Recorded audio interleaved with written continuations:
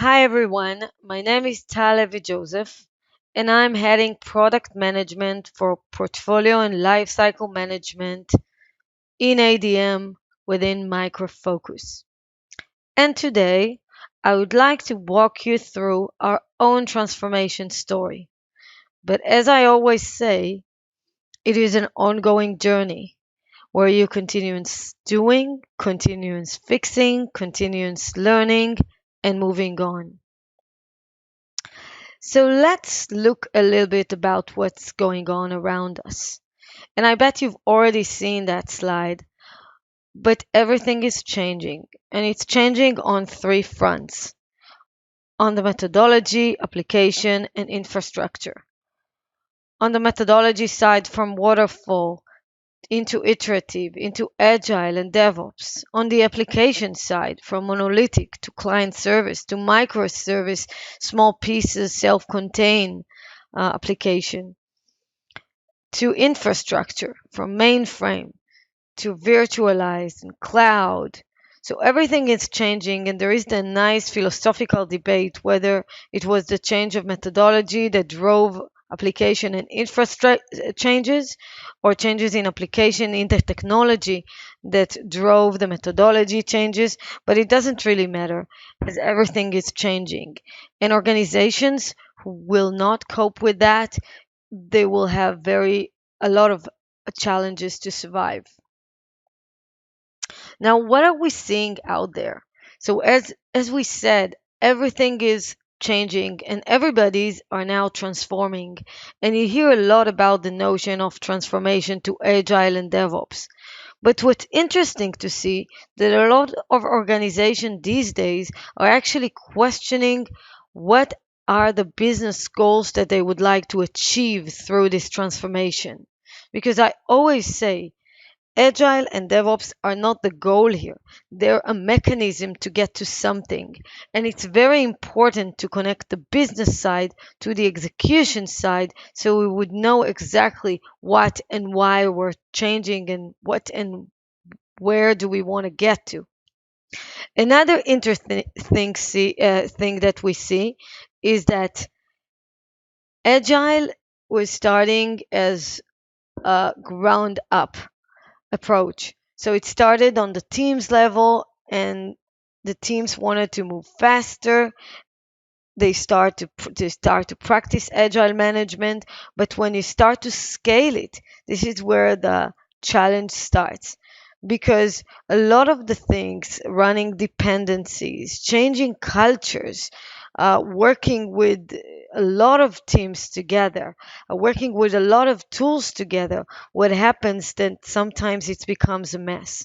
And a lot of organization in the early days started to decentralize, sorry, all of the functions. And what happens is they're now losing control of what's going on. So you see two trends. The first trend is around decentralization of some of the function, not exactly to what it was, but definitely governance center of excellence, or functions that will allow a little bit of a governance on what's going on. Another interesting thing that we see, the same with tooling. There was a lot of flexibility around which team you use what, and what we ended up with, what we call a mess of the tools, where the tools are not exactly talking to each other. And again, when you start to scale things, then it becomes a mess also with tooling perspective, because you have islands of data and tools that are not really connecting and integrating and syncing with each other, and you're again losing visibility of what's going on in your organization, and you definitely cannot accelerate the values, and you definitely cannot eliminate the waste that way. So we see in the ALM market, it starts to consolidate to platform that will, on one hand, provide the functionality, but on the other hand, also embrace and integrate with the existing ecosystem to provide a single community source of truth. The last thing I would say about it, that it's not a black and white world, and there will always be project within organization that will operate in a slightly different way. Maybe we'll adopt some of the practices of Agile, but definitely not go all the way because they're under heavy regulation, a lot of compliancy, and it's basically sometimes there are projects that are okay to continue working as they used to work. And what is important is that we learn to operate in a bi-model approach, in a hybrid approach, so also embrace the way of work in those projects as well. Now, the paradox I always say is that we start these transformations with these three things in mind: speed, quality, and visibility. And as we scale Agile, what happens is that we lose the speed because all of a sudden, dependencies occur, communication barriers, culture problems, tooling problems, and then we start losing the speed that we started with. What happens sometimes is that we start compromise of quality because we don't have time and we have to release. So then we start compromising on quality, and we all know that compromising in quality is probably the most wrong thing to do because we all know that the price on quality is much higher than everything else. And the quality that your customer, whether they're internal or external, get is the thing that what matters. Now, needless to say that you lose visibility and you don't have a track or idea about what's going on, especially if we see that. And that's, maybe a nice way to show you how much DevOps tools, whether they're homegrown or third party or open source tools that are out there. And I think the smartest thing to do would be to consolidate into a single platform that will enable you to see what's going on. You can always standardize, but what's more important is that you get the visibility in order to get the ability of what to do. Now, we always say that Agile and DevOps, everything happened continuously, right? So I would look at the entire thing as kind of a circle rather than anything else. But if I want to emphasize and look at the phases for a second, what's important for me here that you'll see is that, we always say that we want to deliver more value quicker. So where do we start? And I always say that we start with defining the business needs. What are we going to achieve from these changes and this transformation that we're going through? It can be like the quality of the product. It can be the frequency of the product. It can be the quality of the service, whatever. Every organization needs to, from the business perspective, determine what are the business needs and the business values. And once you do that, it's easier to map the whole thing into value streams. Now, if you want to optimize the value streams, you want to be able to measure and expose the KPI in each of the value stream to enable you to determine whether you're on track or off track from the value that you've defined. Now, once the value is delivered, it all starts all over again with the feedback loops of understanding whether we have really delivered the value as we wanted to or not. And we'll talk about metrics as we continue. So I always say we get the benefit to practice what we pitch, to drink our own champagne, because we are a software organization that is going through the same transformation.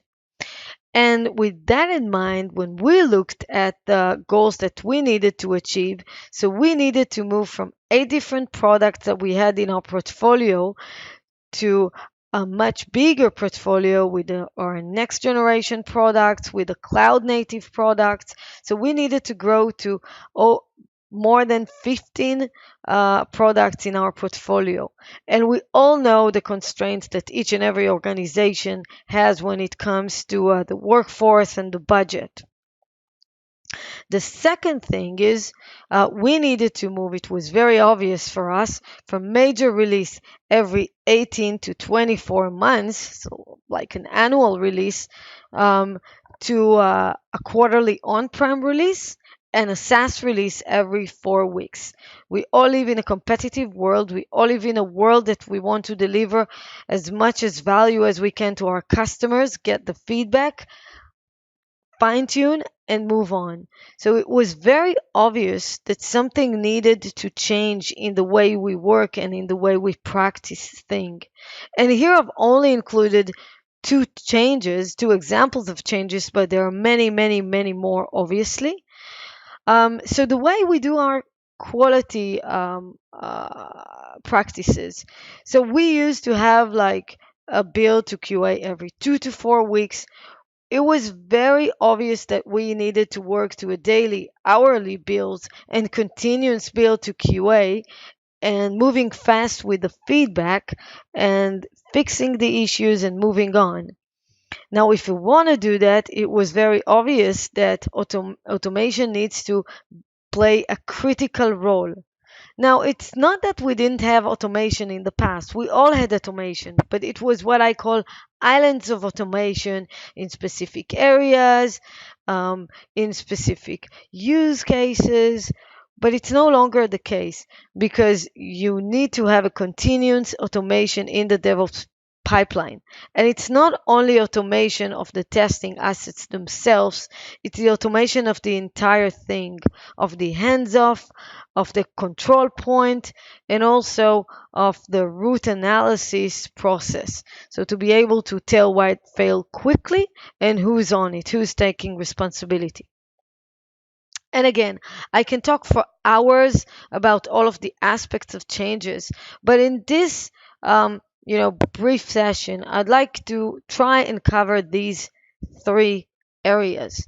The first one is around manage the change, and the management aspect of the change, and some will touch on some cultural aspects. The second one is around quality, but quality at speed, quality in the context of agile and DevOps, or what we call continuous quality. And the third, and one of the most important one, is analytics and insights. Because if you don't have data, and if you don't know what to fix, you don't know what's wrong, you're not able to tell what to fix, and you're not able to improve constantly. And this is one of the most important critical aspect of agile and DevOps. Now, let's move to management. And it's all about these four words underneath. Focus on what matters. Now, I always say that DevOps is a change of mind. And I'd like to touch on like three aspects of change. Again, among many more. But maybe the first one is we always were taught to do the things right. But I think in Agile and DevOps, it's a lot about focus not only on getting the things right, but on the right things. Focus and work on what will bring you the most value to the business. So it's not about how much content you were able to squeeze in and you were able to deliver, but whether we deliver the most important content at any point of time. So it's basically the move from project to value, to product. So don't think about, you know how project we were taught to think. It had a start date, it had an end date, and you had to put in and squeeze in the content to this. But it's no longer that kind of thinking. It's about continuous value that you inject into this product. And it's about continuous program increment thinking versus huge change at once. So it's about incremental progress and incremental changes that you introduce to your products. So the thinking, is now more like an MVP, like the minimum viable things that you have to do in order to increase the value to your customers. But it's not only that. You try to break it into small pieces that are testable, that you're able to test, but also that will enable you to get feedback. So you get immediate feedback from your customers, and those can be internal or external. But the whole thing is, once you get the feedback, and because it's in small pieces, you're able to fine tune and change course as you go. And if we're talking about like different thinking, so let's look at some of the success criteria that we had in the past that are now changing. So from content followed by stabilization and quality, we're now looking at sprint quality and stability before content. And that's, part of the definition of done is done that we'll touch on later. We're looking at, back then, oh, did this regression cycle pass or fail? But now it's not about a regression cycle. It's about maintaining the CI stable at all times. It's something that is very challenged, but that is a big challenge, but also achievable. Back then we were thinking how much time it will take me to test and stabilize, let me assess. Usually it was weeks, sometimes, even more than that. But now we're looking at how fast we can deliver input back to developers. Um, Back then it would, what is the release status? And we were all like running around like crazy trying to figure out how many defects, trying to survey the QA people, and then start to negotiate with the developer people. No, now we're talking about automatic continuous updated status on the readiness of the project, of the product, and predictions of when and if we're going to converge. Back then, we were looking at release when all planned content is done.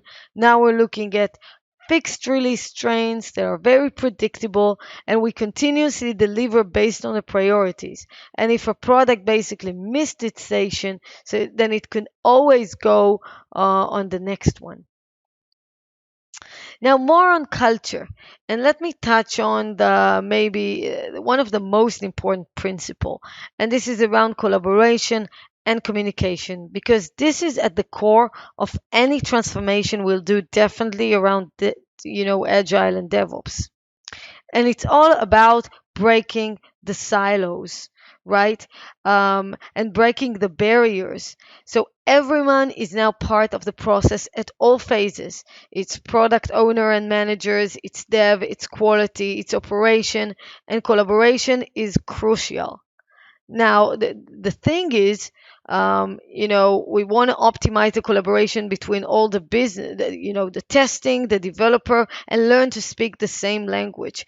And you do them by engaging them at all phases, starting from the very first early phase.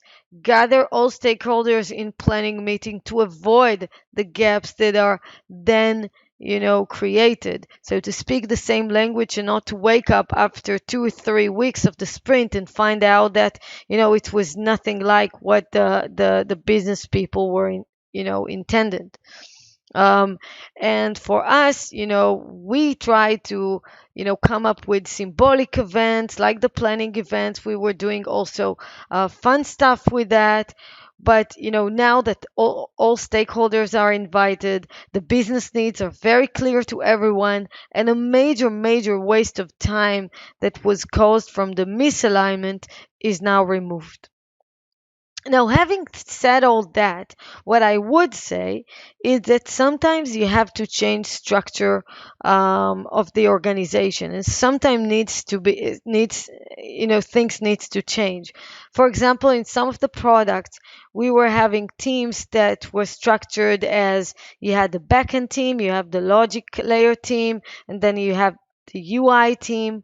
But what happened is you didn't have anyone, none of the team looked at a feature as a feature and a user story as a user story, because they were actually seeing what they saw from the very micro view that they had. But when you looked at the micro, everything needs to come together, then it would break. So we did also changes structurally to feed that. And now we have, for example, feature team and application area team. So they have basically all of the aspects to get the feature done. Which bring me, by the way, to the last point here, that done is done. And I'll probably won't get into the exact criteria, but what's important here that every organization defines their own criteria of done is done. So there's no like multiple opinion whether the sprint is done and everything that we planned is covered or not. And again, it can be completion of test, it can be even automation coverage, it can be number of defects and their severity, all of that. And I'll be happy to share offline how we do it internally. But whatever you do, make sure it's broadly communicated, everybody's are following it, and it's also enforced within the tool. And speaking of tool, we have the benefit actually to use Octane for our own transformation. And Octane is what we call our own DevOps governance platform that covers all of our aspects of the transformation for us. And what I'd like to show you here is basically a screenshot of, and I think the beauty of this screenshot is that it's provides the whole story. So you can actually see in here a feature. We added a tag whether it is a commitment to a customer. We also, have a rank, a prioritization of the feature. We have the progress in development, and because Octane is connected and embracing all of the tool chain out there, so it's connected to any IDE and source code management tool, so it can basically track and trace the progress. We can also see the test coverage. And this can be like automated test, manual test, also security test. So you see at the end vulnerability as well. So it has integration with security scanning tools. It can show you how many defects you have associated with this feature and how many risky commits which can actually imply to how risky that feature is. And risky commits are basically commits that has defects, critical and high defects associated to them. And because everything is connected and traced, it's easy to follow these. And of course, everything is drillable and traceable and trackable. And when we get to metrics, I can show you a little more. Now, the last thing I want to say about management is continuous learning, and I said it in the beginning because often when I go to our other, organization and other customers, I see that, they all start with a big bang this transformation, and what can we say? Sometimes we fail and we fail to do stuff, and the CI, is not stable and crash, and maybe, let's start all over again. And this is what a lot of organizations are doing. But I always say that's the biggest mistake because what you want to be able to do is continuously learn and continuously learn from your failures and your mistakes because, it's not a big news. We'll fail. But the thing is to take what we learned and to move on. But it's constantly move on and improve. And there's no need to stop everything and start all over again. Now, let's talk about quality and let me share with you. I wish I could share more, but time will not allow me. But let me share, maybe like three, principle or aspect that I want to share. First one is, pretty obvious. We need to test early because we don't have the time that we had in the past for regression and this sequential way of doing things. So we have to test early, we have to test what matters, and we have to also change the way we tested. So you're not always waiting for the UI, you start to test also from the API and the service layer way.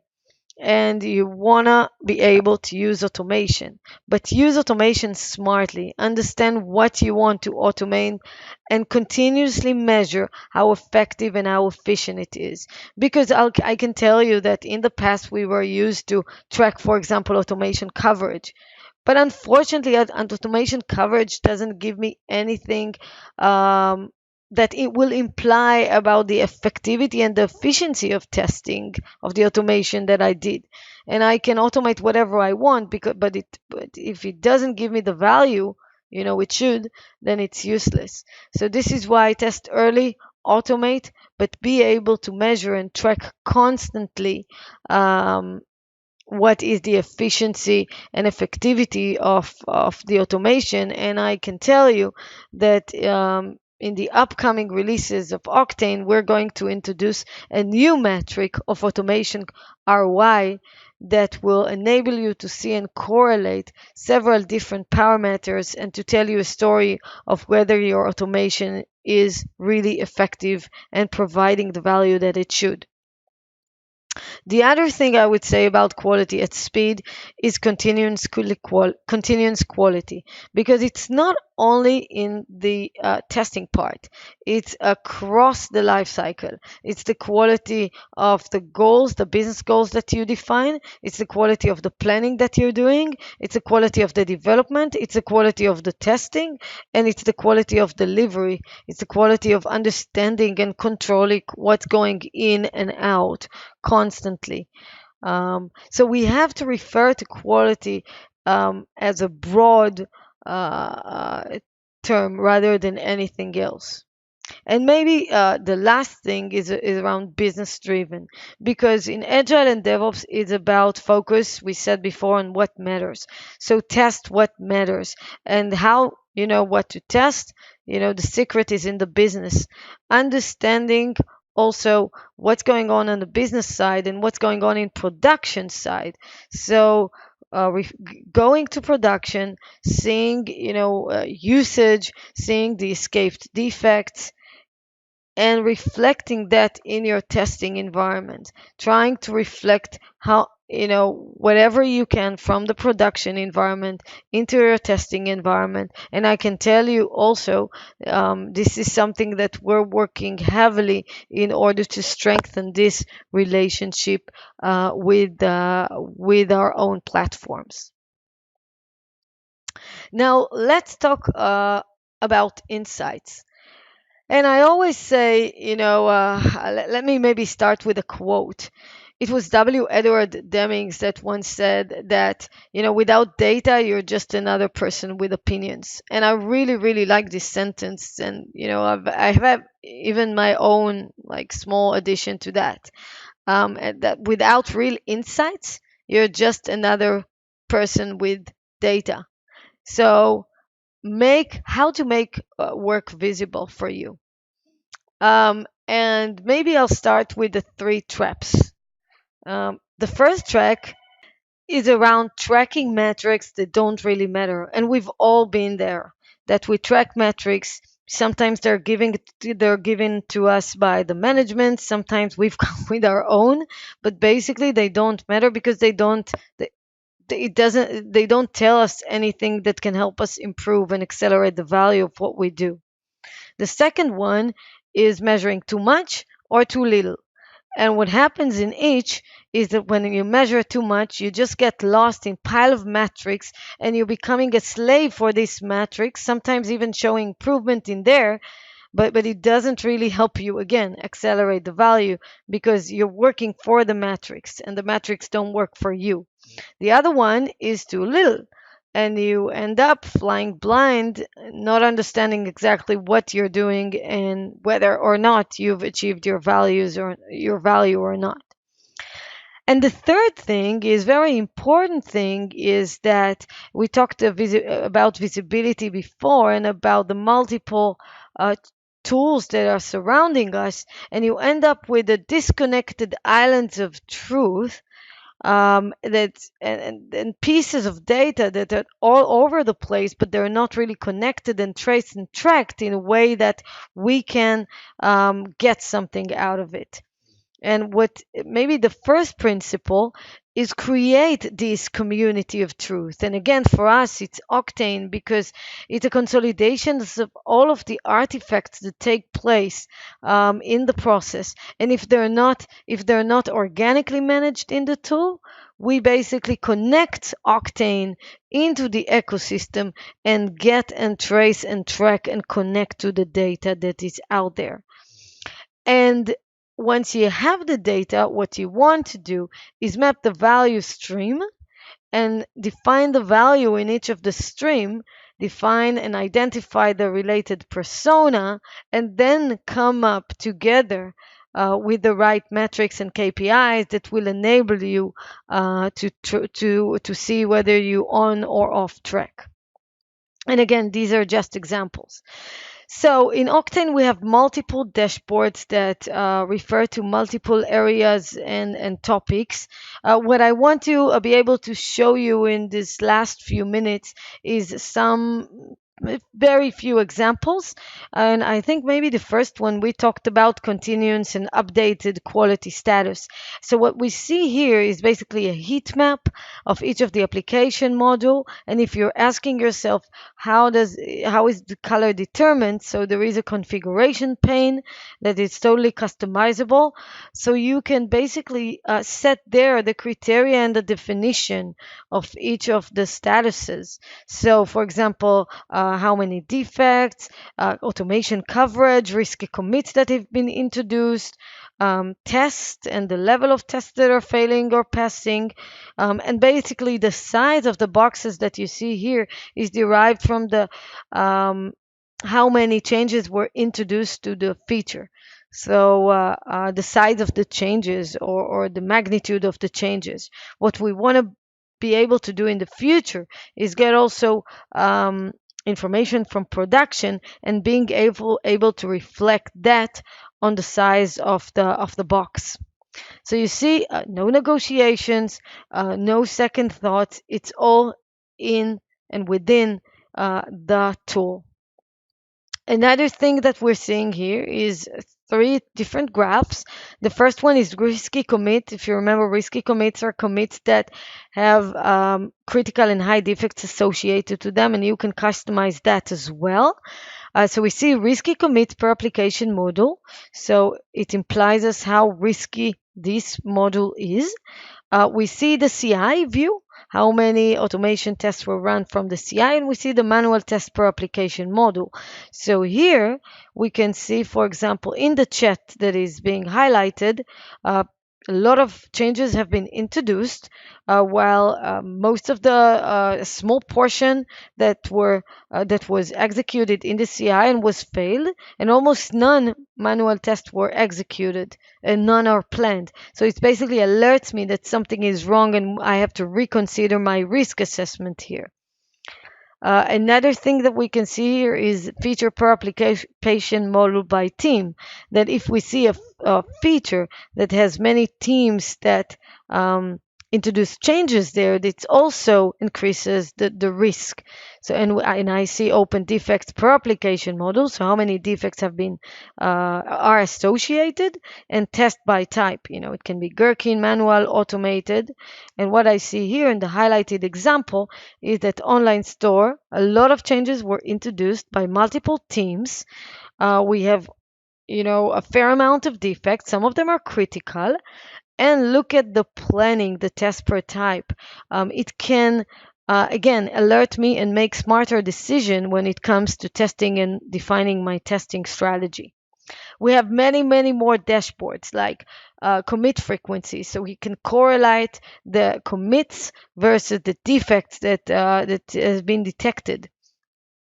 We have feature work in progress per team, release forecast to see whether we're converging, velocity tracking, feature cycle time in each phases. We have and we keep on introducing many, many more insights. Maybe the last thing I want to show you, and we were talking about CI stable in all times. And when I say CI stable, it doesn't mean that things are not failing. They will constantly fail. But what's important is to remediate from these failures.